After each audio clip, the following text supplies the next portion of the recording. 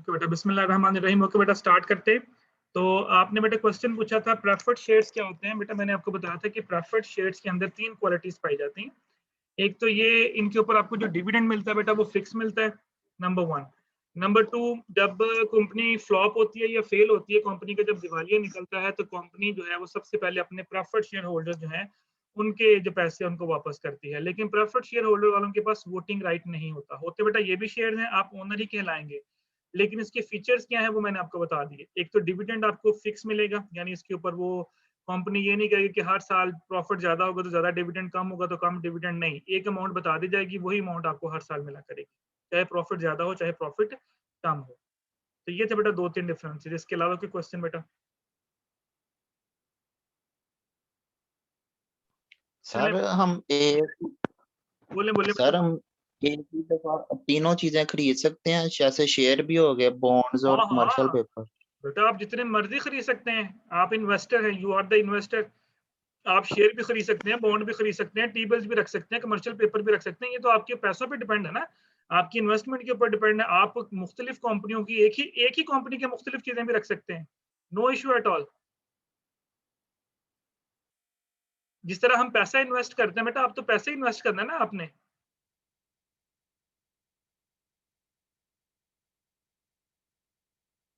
Okay जी, आज बेटा हम स्टार्ट करेंगे अपना major portion, that is cost accounting से रिलेटेड चीजें हम डिस्कस करेंगे आज। तो थोड़ा सा मैं आज आपको कॉन्सेप्ट्स दूंगा कॉस्ट अकाउंटिंग के। एक सेकंड बेटा, जरा मैं ओपन कर लूं।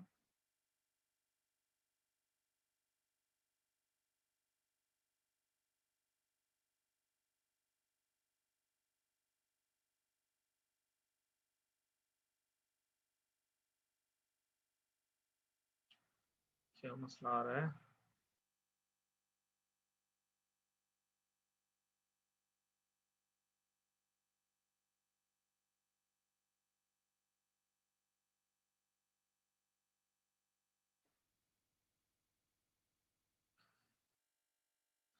ओके बेटा, ये बुक हम फॉलो करेंगे। ये बुक मैं आप लोगों के साथ अभी शेयर भी कर दूंगा।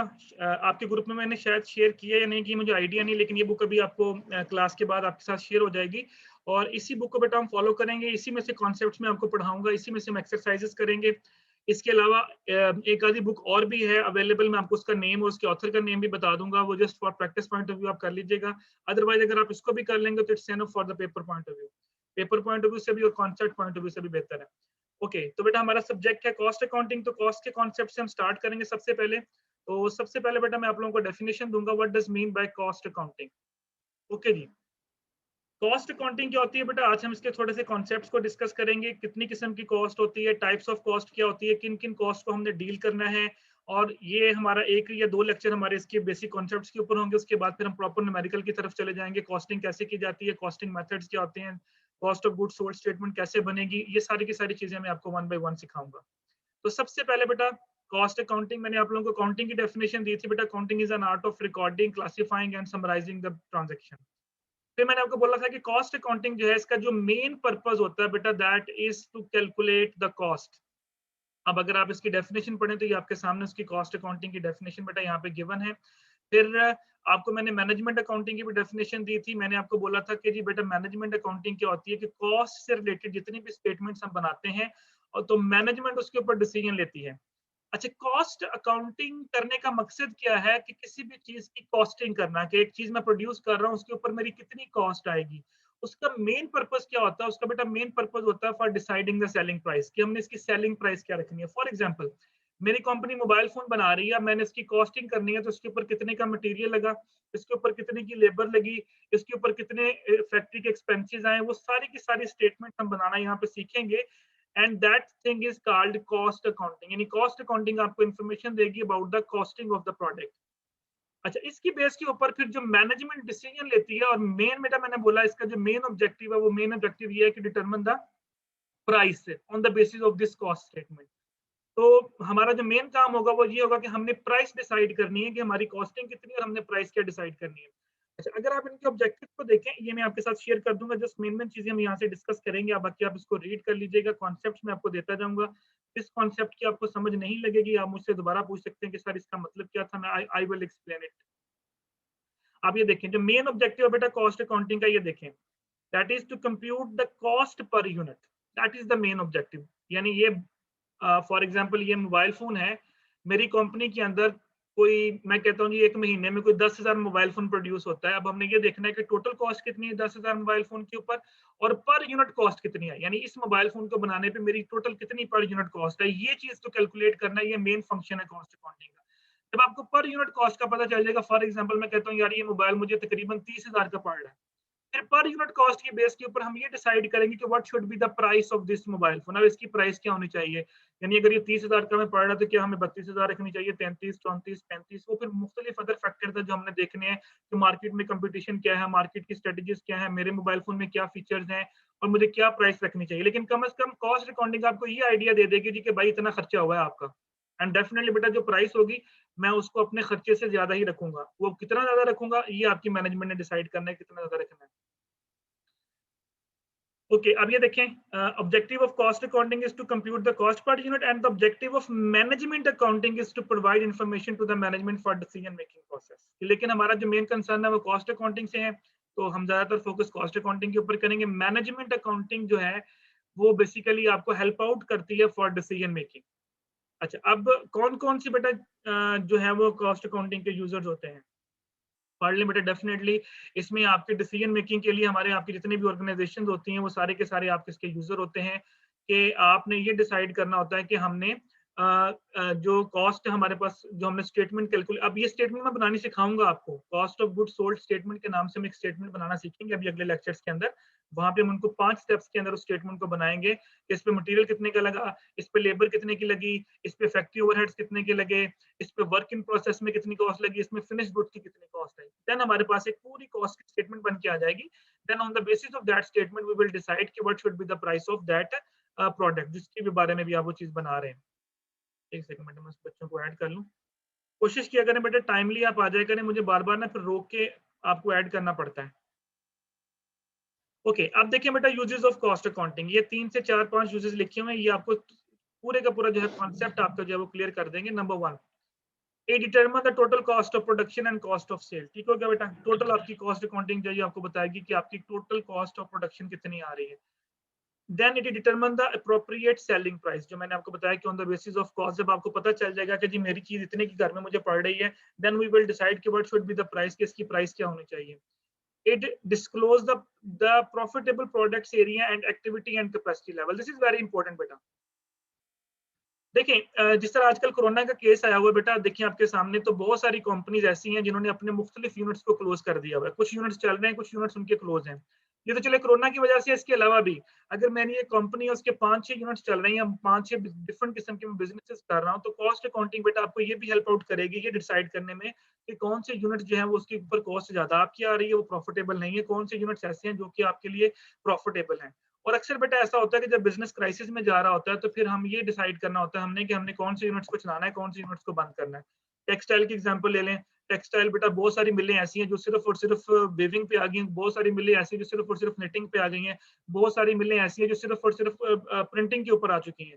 पहले पूरी की पूरी मिल होती थी, यानी कपास से लेके धागा बनाने से लेके उसकी प्रिंटिंग तक वो एक ही जो मिल थी वो काम कर रही होती थी। लेकिन with the passage of time, with the crisis, with the energy crisis, बहुत सारे रीजन है जिसकी वजह से जो कंपनी था उन्होंने कुछ कुछ यूनिट्स अपने बंद कर दिए। तो कॉस्ट अकाउंटिंग बेटा आपको ये भी हेल्प आउट करेगी ये डिसाइड करने पे कि हमने कौन कौन से यूनिट्स को किस टाइम पे जो है वो क्लोज करना है, यानी कौन सा हमारे लिए प्रॉफिटेबल है, कौन सा हमारे लिए प्रॉफिटेबल नहीं है। तो ये डेफिनेटली बेटा जब हम कॉस्टिंग करेंगे तो हमें आइडिया हो जाएगा। ओके, ये देखें नंबर 4 बेटा, it is used to decide whether to manufacture और परचेज फॉर आउटसाइड। देखें कॉस्ट अकाउंटिंग बेटा हमें ये भी हेल्प आउट करेगी। चले मैं छोटी सी एग्जांपल दे देता हूँ कि आप एक चीज घर में प्रोड्यूस कर रहे हैं, उसके ऊपर कितनी कॉस्ट आ रही है, और अगर वही चीज मैं बाहर से मंगवा लूँ तो मुझे कितनी कॉस्ट आएगी। मैं अगेन बेटा आपको टेक्सटाइल की एग्जांपल देता हूँ। एक टेक्सटाइल मिल कहती है जी मैं कपास लेके अगर धागा बनाती हूँ तो उसके ऊपर मेरी इतनी कॉस्टिंग आती है, लेकिन अगर वही धागा बना बनाया मैं बाहर से खरीद के उसके बाद अगला प्रोसेस शुरू करूँ तो मुझे सस्ती पड़ती है। तो कॉस्ट अकाउंटिंग बेटा आपको ये भी डिसाइड करने में हेल्प आउट करती है कि कोई चीज जो हमें खुद बनानी चाहिए वो कितने की पड़ेगी, और अगर हम बाहर से खरीदते हैं तो वो हमें कितने की पड़ेगी। अगर आपको लगता है जी कि हमें घर में बनाने में फायदा है तो हम घर पे बनाना शुरू कर देंगे। अगर आपको लगता है नहीं यार इसको आउटसाइड से परचेज कर लेना चाहिए तो बेटा हम आउटसाइड से परचेज कर लेंगे। और बहुत सारे बिजनेसेस बेटा ऐसे काम कर रहे हैं कि जो उनका रॉ मटेरियल है वो बाहर से मंगवाते हैं, उसके बाद फिर आगे वाला प्रोसेस जो है वो स्टार्ट करते हैं। तो कॉस्ट अकाउंटिंग बेटा ये भी आपको हेल्प आउट करेगी कि आपने डिसाइड करने पे कि आपको मैन्युफैक्चर करना चाहिए या आपको परचेज करना चाहिए। एंड डेफिनेटली बेटा लास्ट वन ये आपको हेल्प आउट करेगी कि आपने अपनी कॉस्ट को और को कंट्रोल कैसे करना है। कुछ यूनिट्स ऐसे होते हैं जहाँ पे आपकी कॉस्ट बहुत ज्यादा हो रही होती है, तो कॉस्ट अकाउंटिंग आपको ये भी हेल्प आउट करेगी कि भाई इन यूनिट्स के ऊपर कॉस्टिंग ज्यादा आ रही है, तो फिर आप रीजंस को फाइंड आउट करोगे कि what are the reasons behind that. कहीं वेस्टेज तो नहीं हो रहा, कहीं ऐसा तो नहीं हो रहा कि लोग जो है वो मटेरियल को जानबूझ के जाया कर रहे हैं, या कहीं ऐसा तो नहीं हो रहा कि जो हमारी मशीन्स हैं वो ओल्ड टेक्नोलॉजी की हो चुकी है जिसकी वजह से मटेरियल जाया हो रहा है। तो कॉस्ट अकाउंटिंग आपको ये भी हेल्प आउट करेगी डिसाइड करने में कि हमने अपनी कॉस्ट को कैसे कंट्रोल करना है, हमने अपने एक्सपेंसेस को कैसे कंट्रोल करना है। तो this is the definition of cost accounting, यानी जो कि आपको हेल्प आउट करेगी एक तो पर यूनिट कॉस्ट कैलकुलेट करने में, टोटल प्रोडक्शन कॉस्ट कैलकुलेट करने पे, नंबर 2, नंबर 3, नंबर 4 बेटा ये डिसाइड करने में कि which unit is profitable, which unit is not profitable, ये डिसाइड करने में कि we have to purchase something and we have to manufacture something in our company, and last one is how to control that cost. This is the definition of cost accounting जो हम पढ़ेंगे, और यही चीजें बेटा मैं आपको सिखाऊंगा कि कॉस्ट अकाउंटिंग के अंदर हमने इन चीजों को कैसे कंट्रोल करना है। यहाँ तक कोई प्रॉब्लम बेटा, कोई कॉन्सेप्ट समझ में ना आए? एनीवन? सर ये सिर्फ प्रोडक्शन के हवाले से है? जी, कॉस्ट प्रोडक्शन के अकाउंट? हवाले से बेटा कॉस्ट अकाउंटिंग के अंदर जो बेसिकली हम कॉस्ट देखें, अ, जब हम कॉस्ट अकाउंटिंग की बात करेंगे तो जो हमारा मेजर कंसर्न होगा वो होगा प्रोडक्शन से रिलेटेड। उसके बाद आप कहते हैं जी कि सर हमने इसको सेल करने पे कितना खर्चा आया, इसको आगे बेचने पे कितना खर्चा आया, वो भी हमारी कॉस्टिंग में आएगा। लेकिन जो हमारा मेजर कंसर्न होता है कॉस्ट अकाउंटिंग का बेटा वो प्रोडक्शन के ऊपर होता है। इसीलिए मैंने आपको एक स्टेटमेंट सिखानी है, कॉस्ट ऑफ प्रोडक्शन, यानी cost of goods sold statement के अंदर cost of production manufacturing statement होती है। उसके अंदर मैंने आपको यही सिखाना है कि मटेरियल कैसे डील करना है, लेबर को कैसे डील करना है। उसके बाद जो हमारे पास स्टेटमेंट आएगी वो आपको ये बता देगी कि हमारी टोटल कॉस्ट जो है वो कितनी आ रही है। यानी मेजर कंसर्न आपका प्रोडक्शन से रिलेटेड है इसका। मैंने आपको कॉस्ट और एक्सपेंस का डिफरेंस बताया था लास्ट टाइम, क्या था बोला?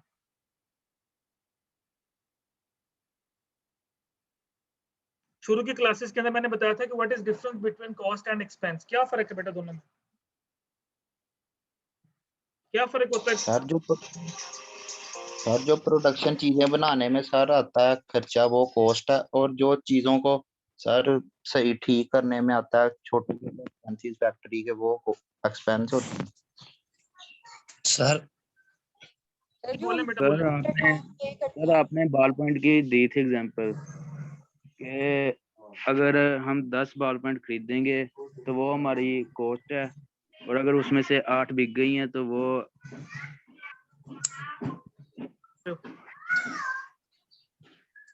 सर जो एक्सपायर्ड पोर्शन हमारे पास बच जाता है कॉस्ट का, उसको हम एक्सपेंस कहते हैं। स्टार्ट।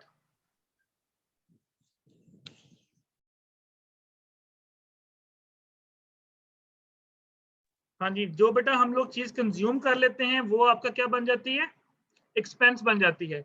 और जो चीज आप परचेज करके उसके ऊपर जो आपने पेमेंट की होती है वो आपका कॉस्ट होती है। ये मैंने आपको लास्ट टाइम भी बताया था कि व्हाट यू पे is cost and the expired portion of cost is your expense.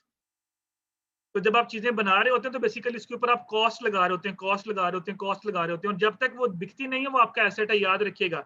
अगर आप लोगों ने ये फॉर एग्जांपल मोबाइल फोन बना लिया, इसके ऊपर आपने कॉस्ट लगाई है, ठीक है। अब ये मोबाइल फोन अभी आपके स्टोर में पड़े हुए हैं, तो जब तक ये नहीं बिकेंगे ये आपके पास स्टोर में पड़े हुए हैं, ये आपके एसेट्स हैं।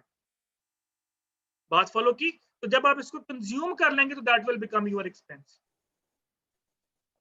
ओके बेटा, द मोस्ट इंपॉर्टेंट पार्ट। बोले बेटा, आवाज कट रही है आपकी।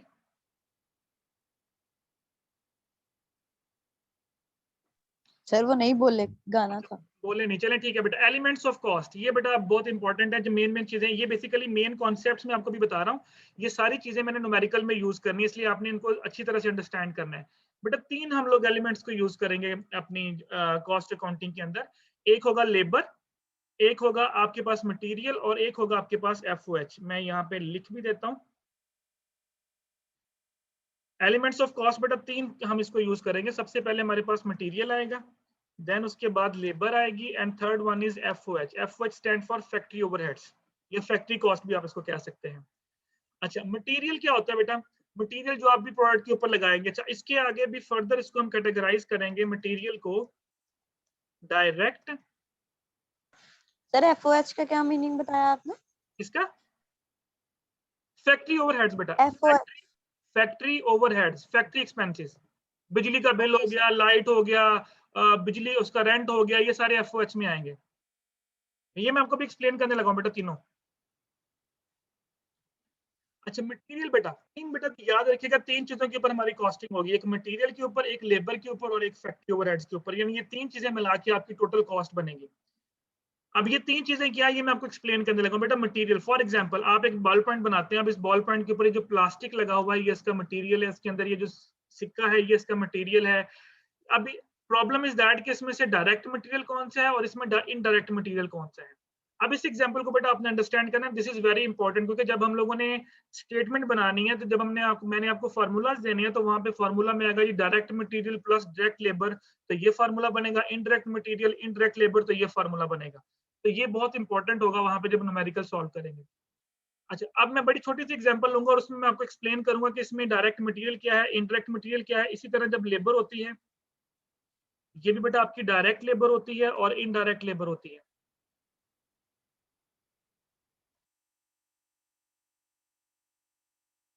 और जो एफओएच होते हैं बेटा ये सारे के सारे आपके इनडायरेक्ट एक्सपेंसेस होते हैं। ये मैंने अभी तीनों लिख दिए, मैं आपको एक एग्जांपल के जरिए तीनों एक्सप्लेन करता हूँ।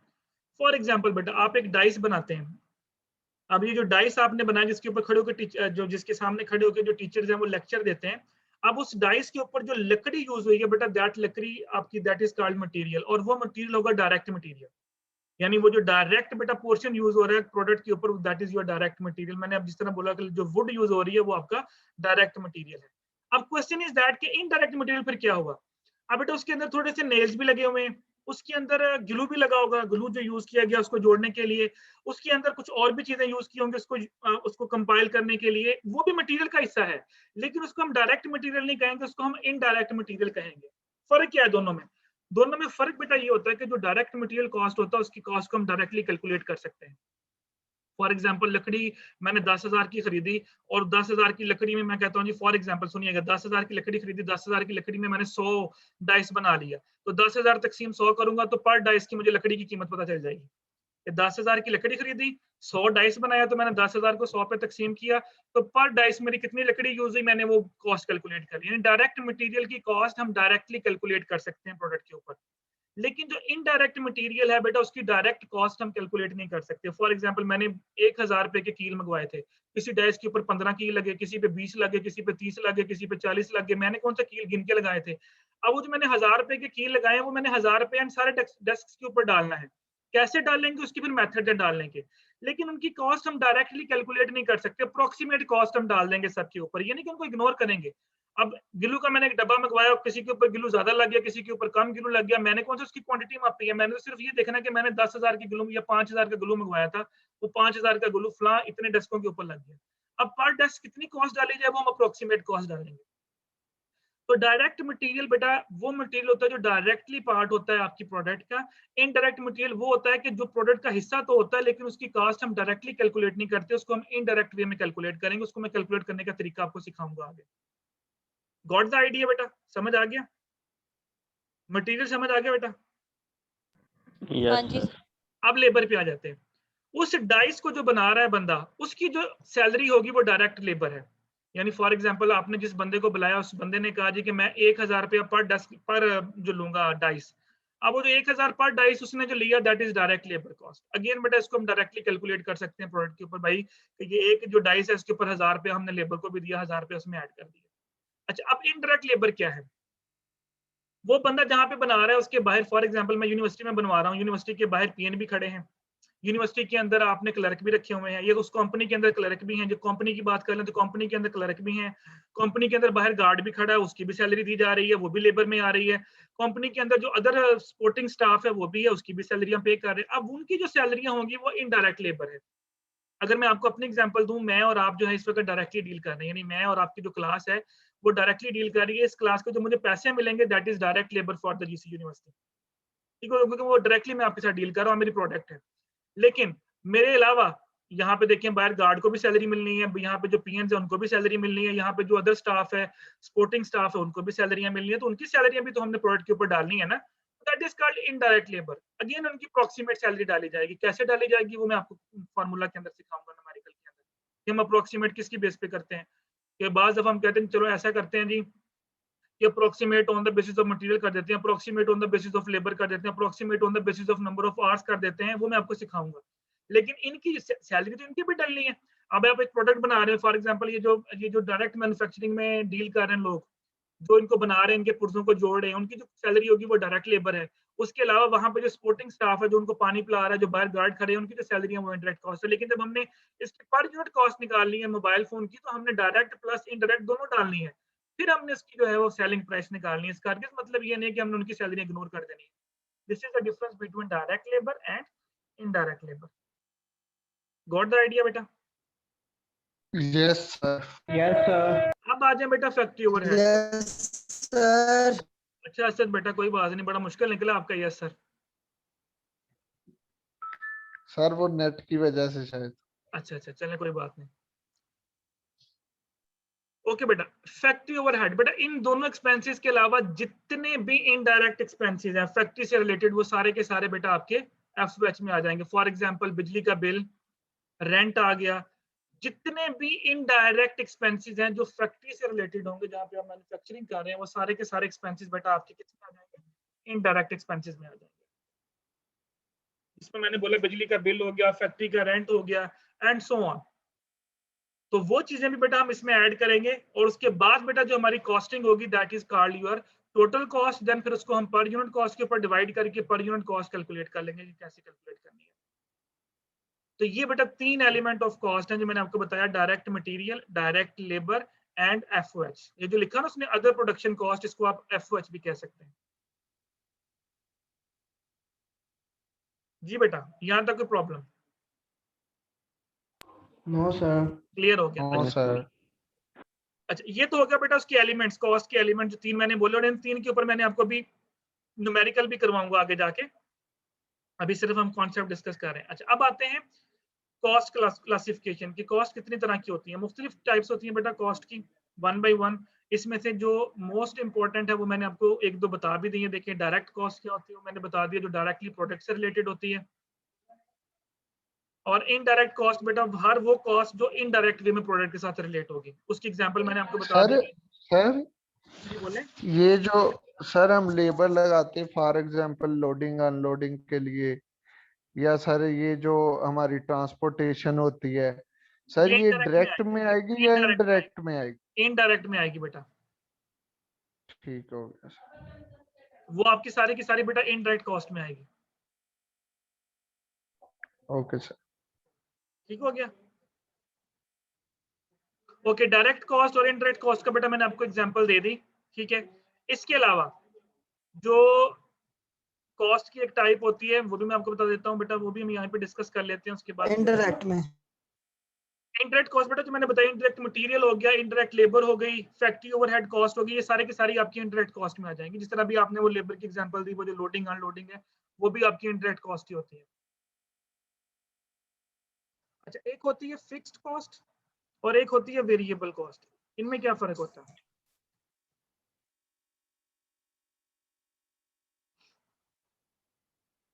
बताएं बेटा, आपकी वीडियो एंड होने वाली है, इसको हमने वाइंड अप कर लें इन 2 डेफिनेशंस के ऊपर। फिक्स कॉस्ट और वेरिएबल कॉस्ट में क्या फर्क होता है? Sir fixed cost, variable. Direct और इनडायरेक्ट तो हमने सीख लिया क्या होती है। अब फिक्स कॉस्ट और वेरिएबल कॉस्ट में क्या फर्क होता है? बेटा फिक्स कॉस्ट वो कॉस्ट होती है which always remain fixed।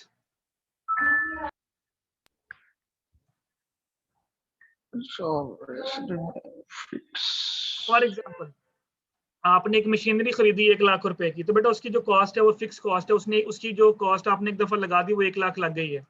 जो वेरिएबल कॉस्ट होती है बेटा ये चेंज होती है पर यूनिट के ऊपर। ये चेंज होती रहती है। मैं इसकी एग्जांपल देता हूँ। फॉर एग्जांपल आपने एक रूम रेंट पे लिया, उस रूम की कॉस्ट है 1000। सर वो नेटवर्क इशू की वजह से क्लास लीव हो गई। चले मैं जस्ट थोड़ा सा बता दूं, मैं वैसे भी क्लास हमारी एंड होने वाली है, तो अभी क्या करूं बेटा, मैं किसी को ऐड करूं? मेरे पास कुछ शो नहीं हो रहा ऐड होने के लिए। नहीं सर वो ऐसे कह रहा नहीं है। सर वो कह रहा रिपीट कर दें थोड़ा। फिक्स कॉस्ट बेटा वो कॉस्ट होती है which always remain fix. Sir repeat कर दें, आवाज नहीं आ रही थी सर। बेटा मैं बोल तो रहा हूँ, सुने तो सही, मुझे रिपीट ही कर रहा हूँ। फिक्स कॉस्ट बेटा वो कॉस्ट होती है विच ऑलवेज रिमेन फिक्स, और वेरिएबल कॉस्ट वो कॉस्ट होती है जो पर यूनिट के साथ चेंज होती रहती है। इसकी एग्जांपल देने लगा मैं आपको कि फॉर एग्जांपल आपने एक रूम रेंट पे लिया 100 पर मंथ के ऊपर। अच्छा, अब जो फिक्स कॉस्ट होती है,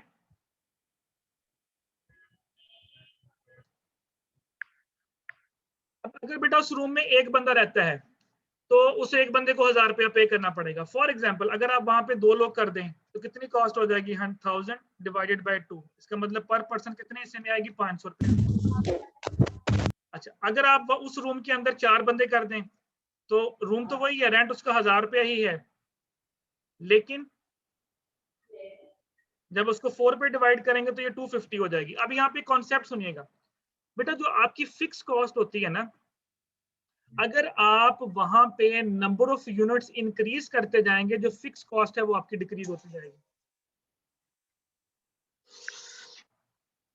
फिक्स कॉस्ट जो है वो आपकी डिक्रीज होती जाएगी। चले बेटा यहीं पे स्टॉप कर रहे हैं, कुछ स्टूडेंट्स को प्रॉब्लम आ रही है, उनके मैसेज आ रहे हैं, तो मैं यहीं पे स्टॉप कर रहा हूँ फिलहाल। फिर हम लोग जो नेक्स्ट क्लास है वो यहीं से स्टार्ट करेंगे, फिक्स कॉस्ट और वेरिएबल कॉस्ट में क्या फर्क है। ठीक है, ओके मैं सर। यहीं से स्टार्ट करूंगा। कुछ स्टूडेंट्स कह रहे हैं कि जिनका नेट का इशू आ रहा है, बार बार वो कह रहे हैं, तो इस तरह फिर दोबारा मुझे रिपीट करना पड़ेगा, तो मैं अगली क्लास में यहीं से स्टार्ट करेंगे। सीआर साहब मुझे ना अटेंडेंस बेटा सेंड कर दें। जी सर।